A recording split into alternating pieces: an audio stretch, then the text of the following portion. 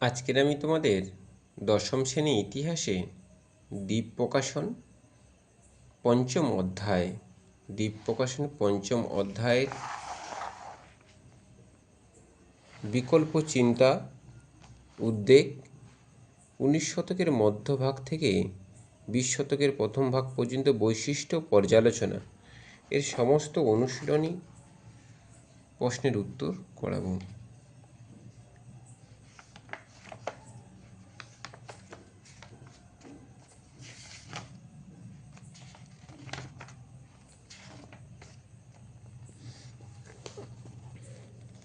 প্রথম প্রশ্ন দেওয়া রয়েছে, বাংলা ছাপাখানার প্রথম প্রাক আধুনিক যুগ শুরু হয়।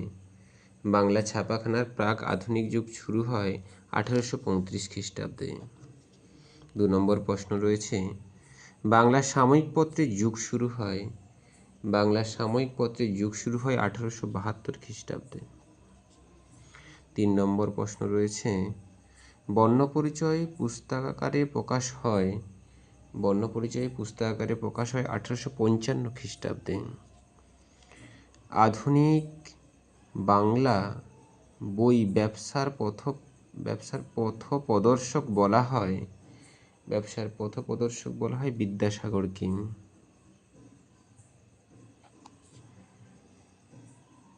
আইএসিএস প্রতিষ্ঠাতা হলেন আইএসসিএস এর প্রতিষ্ঠাতা হলো মহেন্দ্রলাল সরকার।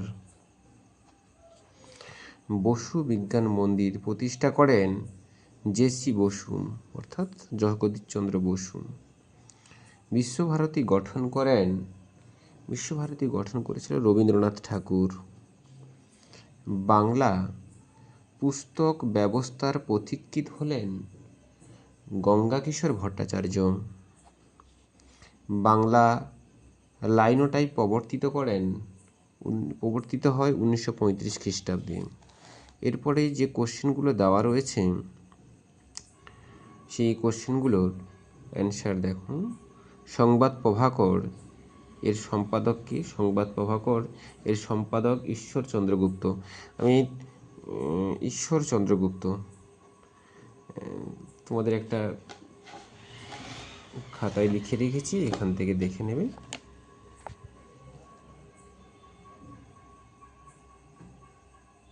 ঈশ্বরচন্দ্র গুপ্ত সংবাদ প্রভাকর এর গ্রন্থের সম্পাদক ছিল।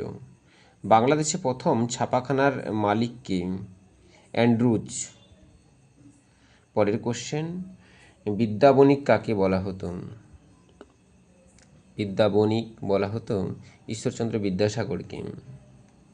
ইউ রায় অ্যান্ড সন্স এর প্রতিষ্ঠাতা কে? ইউ রায় অ্যান্ড সন্স এর প্রতিষ্ঠাতা উপেন্দ্র কিশোর রায় চৌধুরী।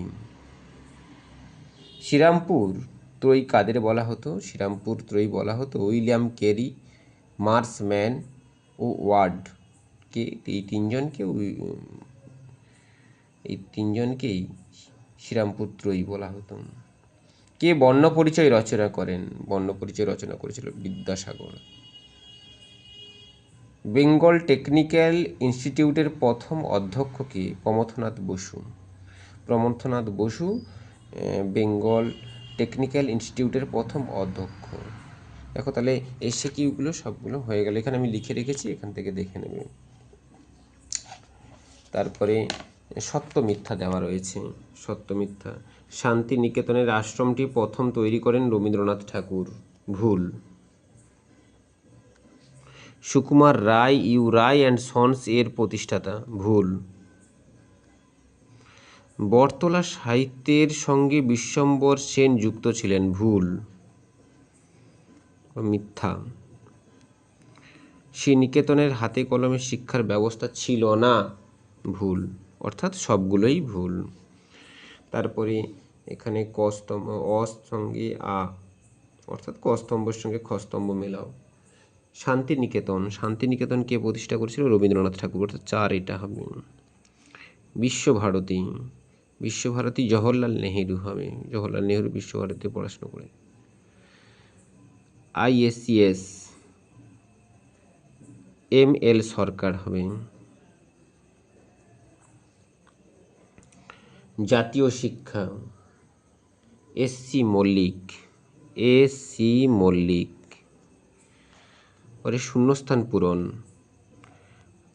IACS এর প্রতিষ্ঠাতা ছিলেন মহেন্দ্রলাল সরকার।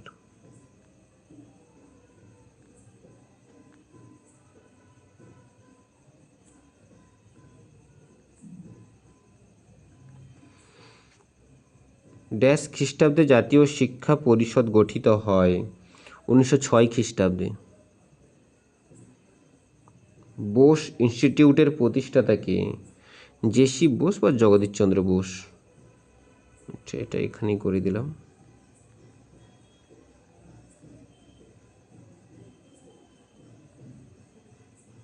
জগদীশচন্দ্র বসু। প্রথম বাংলা মাসিক পত্রিকার নাম কি? প্রথম বাংলা মাসিক পত্রিকার নাম দিগদর্শন।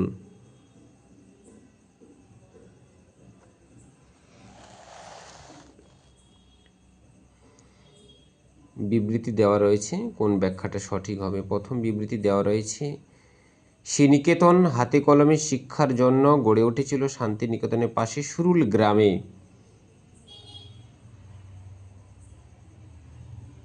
ব্যাখ্যা 3-এরটা ঠিক হবে, বৃত্তিমূলক নানা প্রশিক্ষণের জন্য।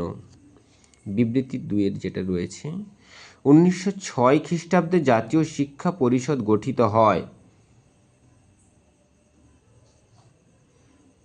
2-এরটা ব্যাখ্যা 2-এরটা ঠিক হবে, জাতীয় শিক্ষা প্রসারের জন্য।